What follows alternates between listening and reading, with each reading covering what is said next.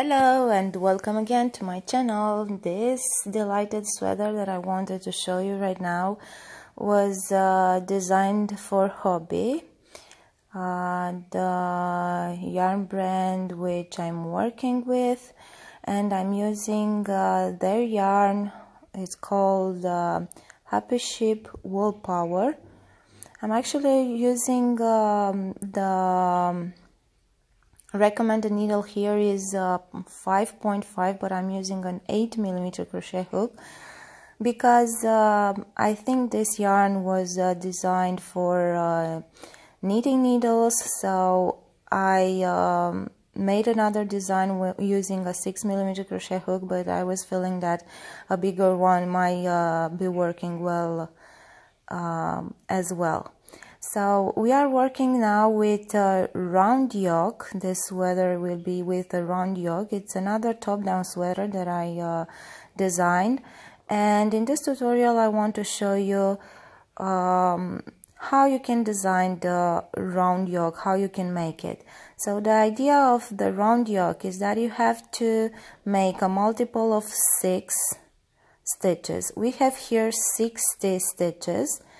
And now all you have to do is to mark the 6 segments of stitches. So we have here 60 stitches, so we will put a stitch marker from 10 to 10.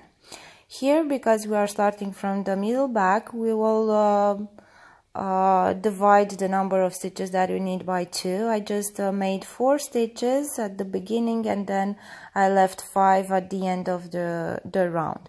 And I put my 6 stitch marker here. Between the stitch markers I have 9 stitches. Again, this sweater is for size S, but I will add the link from the Hobbii website where you can download the free PDF pattern, where you'll have this sweater, this pattern, the written pattern written in multiple sizes from S to 2X large. So now on the first round, what we will do is to make 1 double crochet in each stitch until we get to the first stitch marker. And in the first stitch marker we will do an increase. So the difference between the round yoke and regular yoke or the quarter yoke is that we will increase in 6 stitches, not in 4. So now I'm getting to the first stitch marker, I'm removing the stitch marker, and I will do 2 double crochet in the same stitch. And this will be our first increase. Then don't forget to put the stitch marker in the second stitch of the increase, just to know on the other row, on the other round, where the increase should be. Now we will continue with 1 double crochet in each stitch until we are getting to the next stitch marker, and in the next stitch marker we will do again 2 double crochet, and this you'll have to repeat this all around. So the pattern for the first row is with 1 double crochet in each stitch until you get to the stitch marker, and in the stitch marker you are doing 2 double crochet.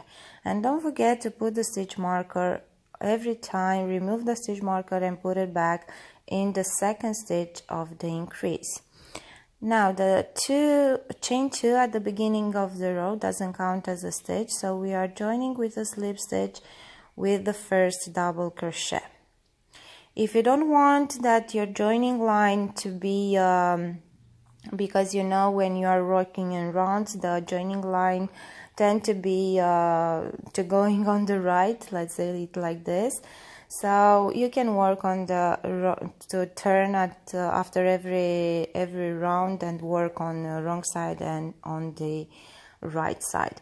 Now on the second row we want to do the increase in the same stitch, so in the second stitch of the previous one, because we don't want to obtain that hexagon shape because increasing in the same stitch will make some corners, and we don't want that. We want it to be round. That's why on this second round we will increase in the stitch before the stitch marker, and we will remove the stitch marker and put it in the second stitch of the increase. And you will see that on the next round we will increase in the stitch after the stitch marker.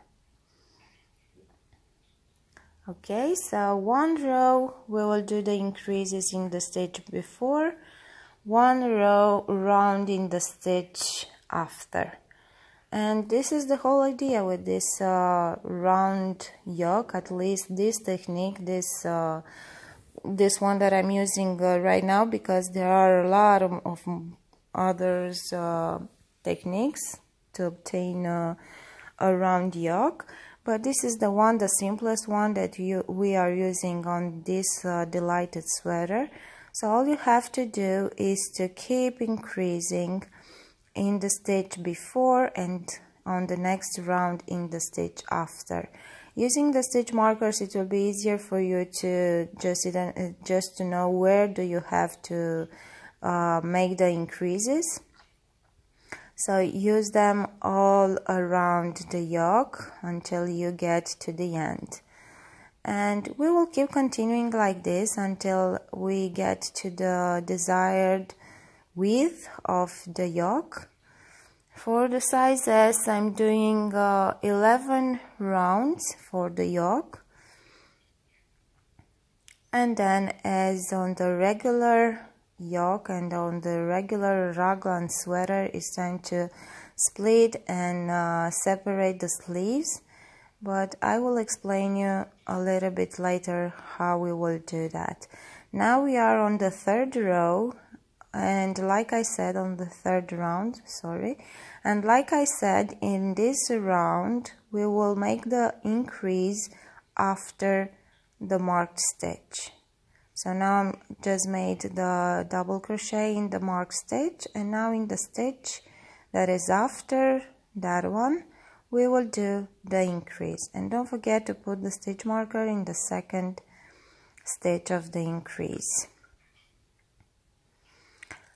So we will just repeat this round. The pattern is 1 double crochet in each stitch until you get to the stitch before the stitch marker and make the one increase. Repeat all around, and on the next round 1 double crochet in each stitch and make the increase in the stitch after the marked stitch. And continue working like this 11 rounds. Like I said, this sweater, this tutorial is for size S. It's an oversized sweater, so I think it will fit well medium size also. But if you want to have the pattern, the PDF pattern, and do it in other sizes, you can just check the link in the description below and go and download the PDF pattern, which is free on the Hobbii website. Now, on the separating rounds, remember that we started with multiple of 6. After 11 rounds, we will have again multiple of 6. We started with 10, we made 11 rounds, and now we have a multiple of 21. 6 or 21. So we are doing 21 stitches for the sleeves. And for the back and front, we are letting 42 stitches. And put a stitch marker after counting the stitches. Put a stitch marker to just mark the sleeves and the front and back. And then start the separating round, which will be the same as other raglan technique. We will start the round as usual, working 1 double crochet in each stitch until we get into the stitch marker, and then we will do the join. But let's get there and I will show you how we will do that. If you are feeling that dividing the number of stitches, the all stitches by 6, and let it only one part of 6 for the sleeves, if you are feeling that is you have less stitches, so the sleeve is too small, then you can let more stitches for the sleeves and just less for the front and back. Okay, now we are on the first stitch marker here, and we are removing the stitch marker and make 1 double crochet in this stitch.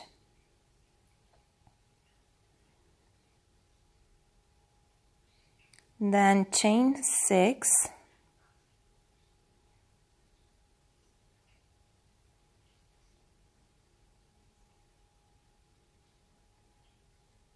and now skip the stitches for the sleeve, going to the other stitch marker and make here 1 double crochet, and then continue with the stitch pattern, so with 1 double crochet in each stitch until you're getting to the next stitch marker, and in the opposite side you'll proceed the same. So 1 double crochet in the marked stitch, chain 6, and another double crochet after skipping the sleeve stitches in the last marked stitch. Okay, so we are working 1 double crochet until here. Here 1 double crochet, skip the stitches for the sleeve, and 1 double crochet in the last marked stitch, and then continue to the end of the round. This is how your sweater should look after the separating round. And what you'll have to do next is to just continue working 1 double crochet in each stitch, including the chain stitches on the armpit, until you are getting to the desired length. For my sweater I made 14 rounds in total. This is my sweater. I just worked the sleeves, one sleeve as well, and I will show you right away how to do the other sleeve.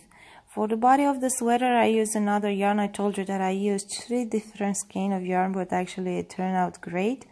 So now let's start and make the sleeve. We have 6 stitches here on the armpit that are the stitches made in the chain extension that we did when joining the back and front. And we are joining the yarn here in the middle in the 3rd stitch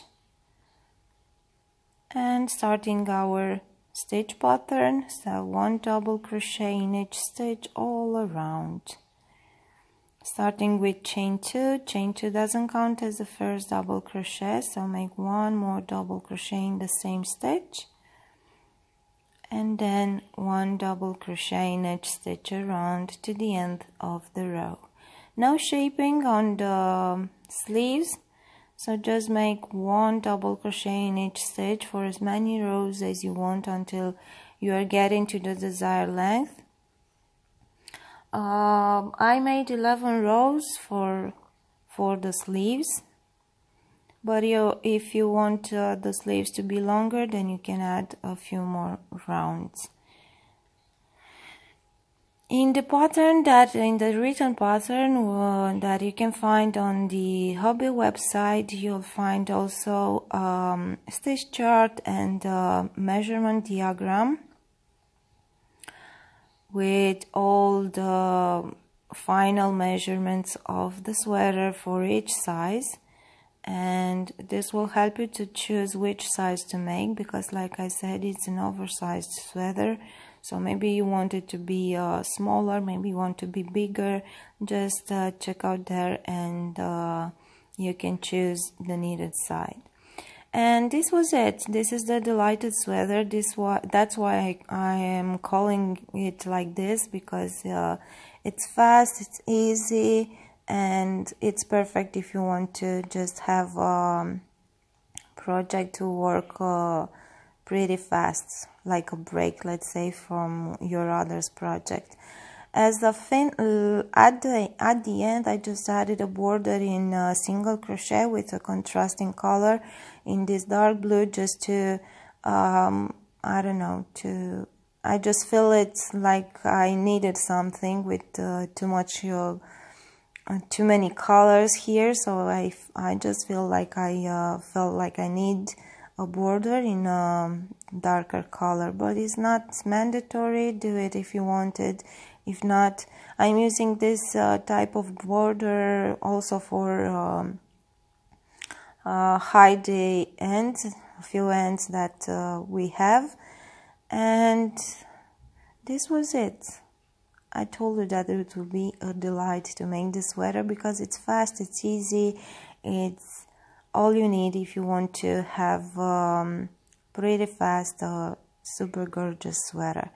So this was it. Don't forget to check the Hobbii website and download your PDF copy of this pattern, of the written pattern, and I hope you like it. Can't wait to share with you more other tutorials, and keep an eye here because I will do other interesting things here on my channel and share them with you. Thanks for watching.